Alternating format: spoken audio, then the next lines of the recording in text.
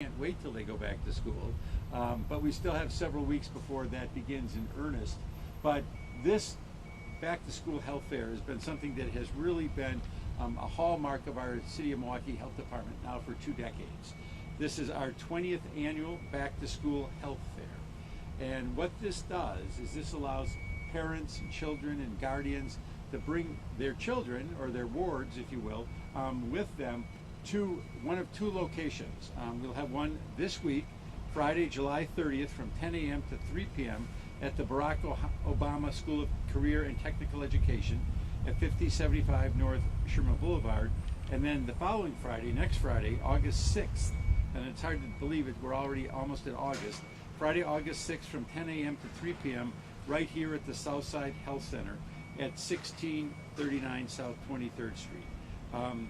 Again, these are 2 health fairs, and there's going to be a lot of opportunity for kids to get vaccinations, and not just the COVID vaccination. We know that there are age limitations on the COVID vaccination, but there are other vaccinations that are important for kids to get. And the commissioner will talk about some of the other items that will be available for families. But I have come to these in the past, and there are literally hundreds of people standing in line to get in. We have backpacks, we've got other goodies for the kids, but this is an opportunity, I think, for parents and guardians to make sure that their kids are going to be ready so that when they do go back to school, they'll be able to do so in a safe fashion. Obviously, we're well aware that we are still in this pandemic. We are very, very concerned, and the commissioner probably will touch on this, with the rising numbers that we are seeing right now. I'm assuming there'll be some questions for the superintendent, which he will ably answer. But this is an area where we are still seeing a lot of change. The change, unfortunately, in the recent weeks has not been in the right direction. And so we still have a lot of concerns about that. But again, this Friday, July 30th, 10 a.m. to 3 p.m. at Barack Obama High School at 5075 North Sherman Boulevard. Friday, August 6th, 10 a.m. to 3 p.m. at Southside Health Center. And I want to thank Alderwoman Zamaripa for her support here on the South Side in particular. I want to thank the superintendent for the great partnership that we have had. We have worked together very, very closely. I think that we did quite honestly, a magnificent job working closely together with our health department and the Milwaukee Public Schools earlier this year to make sure that all teachers could get vaccinated in a timely fashion and all employees of the Milwaukee Public Schools could be vaccinated in a timely fashion.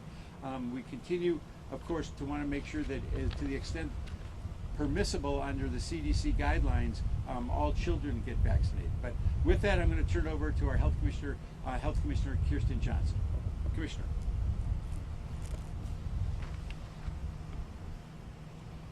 Thank you, Mayor Barrett, and thank you to all of our community partners and sponsors, and for the Milwaukee Health Department staff who've really come together to make sure that our students can start this school year healthy.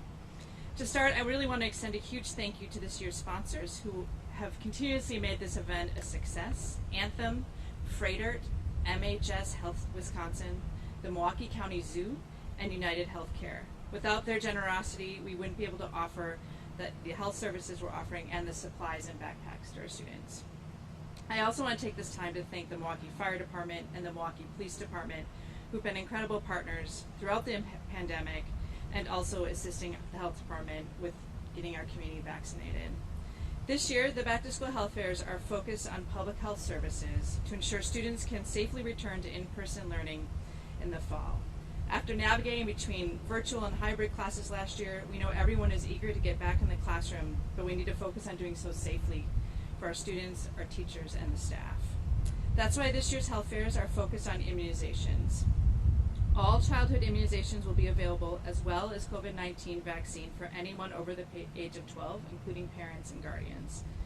As an added incentive, the Milwaukee County Zoo has graciously donated zoo passes to any student who is fully immunized at the health fair or can prove that they're fully immunized. I cannot stress the importance of immunizations enough, but this year especially, we need to make sure our kids are protected. The most effective way to combat COVID-19 and the Delta variant is through vaccination, especially because children under 12 are not yet eligible. And we know that anyone under the age of 6th grade is likely not been vaccinated when school starts. It's really imperative that parents and siblings, neighbors and friends, anyone who's eligible for the free COVID vaccine, gets it before school starts. We know our numbers are continuing to rise, and it is a concern of mine as we send all of our kids back to school that they are as protected as they can be. So let's come together as a community to protect our students. In addition to the immunizations, attendees of this year's health fair can receive healthy home lead kits, water filters, access health insurance enrollment and coverage, and through our Milwaukee Health Department's Community Healthcare Access Program, learn about other programs including WIC and enroll on site as well. Our Birth Outcomes Made Better, our Bomb Doula program, Empowering Families in Milwaukee, and more. And of course, we will have backpacks full of school supplies so our kids are ready for their first day of school. As a mother whose kids are getting ready to go back to school, and I'm in the group that I'm very excited for them to go back to school because it's been a long 17 months. They are also excited, actually. So, but it's really imperative for our children's mental health and social well-being that they are able to gather with their peers and enjoy the school year and learn. Last year was challenging for all of us, and our kids persevered with resilience. We owe it to them to set this up for a successful year. So I hope to see all of our Milwaukee families at our health fair. Thank you. And with that, I'd like to introduce Alderwoman Zamari. Thank you, Commissioner Johnson, and thank you, Mayor Barrett, for hosting this press conference here on Milwaukee's near south side. Bienvenidos, welcome. I'm Alderwoman Jocasta Samaripa, and I'm so happy to be here with you today to invite our community to our city's back to school fairs that are coming up very soon at Barack Obama, but especially, of course, I'm hoping that the community will also attend the one here on the near south side at our Southside Health Center. You know, it is our responsibility to make sure that we're doing all that we can to protect our community, to provide resources for our community, and that's what we're trying to do here. I want to give a big thanks and shout out to the Milwaukee Health Department under the leadership of Commissioner Johnson. Not only are we hosting these health fairs that we hope our constituents will attend, but we also are out there on the doors. Today I'll be out there on the doors with the health department here on the near south side asking folks if they would like the vaccine, and we'll have healthcare professionals on hand to give folks that COVID vaccine if they so desire. And I hope folks on the near south side will take advantage of that today and tomorrow. We'll be out there, Alderman Perez and I. I think it's so important that we get our kids ready for school, just as the commissioner and the mayor said, and I know Dr. Posley will speak to that as well. This is an opportunity for our kids and their parents to come and get resources and treats and the COVID vaccine and get geared up and ready for the fall.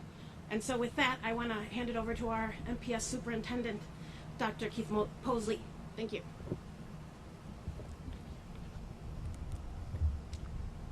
Good morning. I can truly hear the school bells ringing. It's that time of the year. I'm Keith Posley, proud superintendent of Milwaukee Public Schools. And I just want to share with you today that the Milwaukee Public Schools is geared up for a full in-person learning for our students, and it's just a few weeks away. Our early start school starts on Monday, August 16th, and our traditional start starts on September 2nd. And we recognize the importance of students attending in person for in-person learning. And I am just excited about the pop-up clinics, the things that have been done to make sure the vaccinations and all of the things that have been done to make sure that our school and our students are ready to move forward. And I will say that on behalf of the mayor, to the mayor, that just thank you for the support, the collaboration that we have endured through this last 17 months. This has been a long 17 months, and we have worked together every step of the way, and I will truly say that we have made it safe for our teachers, our students, and our families in the city of Milwaukee. And I just look forward to the continued support, and also the clinics that are out there the pop-up clinics has just been truly amazing. And I just encourage all of our families to come out to be a part of over at Barack Obama on the 30th of this month, and then here at the Southside Clinic. So please come out, get your vaccinations, all the wonderful school supplies and things that's needed to be productive in school. Thank you, thank you, thank you. Thank you, Mr. Superintendent. You can see we're excited. There's a lot of work to be done, but a lot of families benefit from this immensely. If there are any questions, we're happy to take any questions. Can you talk about sort of what we're seeing with the Delta variant, how that's going to impact decisions that the school district is making going forward as well as the city? Well, I think, and I'll have the commissioner speak to this directly, but I think all of us recognize that the news that we're hearing about the Delta variant is very troubling news. And truly, and you've heard this phrase, we are seeing a pandemic of the unvaccinated, because from hospitalizations to serious illnesses, even to deaths, what we are experiencing is we are experiencing an increase, most significantly, not exclusively, but most significantly, among those who have not been vaccinated. There have been some high-profile stories like Christian Yelich, who has been vaccinated, who did contract the virus. But I think that that underscores the importance of the virus, that he is not nearly as sick as he could be if he did not have the vaccination. But we are concerned, and Commissioner, I don't know if there's anything you want to add, but we have talked probably 4 or 5 times just this week about potential steps, actions we should take. So it's a fluid situation right now, but I'll let the Commissioner talk a little bit more about that. Commissioner? Thank you. I think, as we all know, as the mayor said, our numbers are increasing, and it's predominantly being driven by the Delta variant, and it is people who are unvaccinated. We know that people who are vaccinated can still contract the virus, but they are protected from hospitalization and death. And I don't know what messages we're left with. We've said it from the beginning, masks work, and our way out of this is vaccination. We have got to get vaccinated. I don't know how to make more of a plea. I don't know what else to say, but I want my children safe when they go to school in the fall. We all want each other's children safe. I want my parents safe, my grandparents safe. We all do, and our way out of this is vaccine. We have got to get vaccinated. What about the Common Council proposal to mandate city employees to be vaccinated or do COVID testing like we've seen in cities and in states like California? I mean, from my perspective, our way out is vaccine.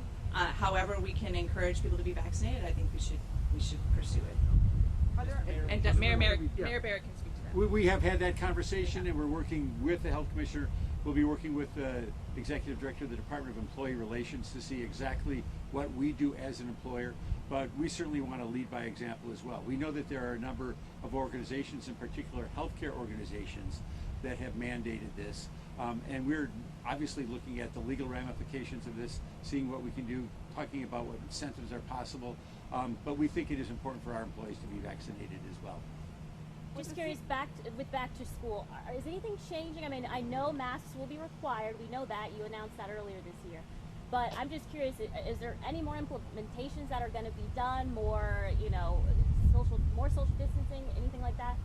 Yes, we will continue with our mask, facial covering, as well as social distancing, plexiglass barriers, as well as, pushing in fresh air in the morning, 2 hours in the morning and 2 hours in the afternoon, access to windows, HEPA filters, and those safety mitigation things that we've had in place in the fall. We will continue to move forward with those same. Do you know what percentage of teachers in MPS are vaccinated? I do not have that number, but I will say to you that large numbers of staff took part in the vaccination clinics that was set up earlier this year.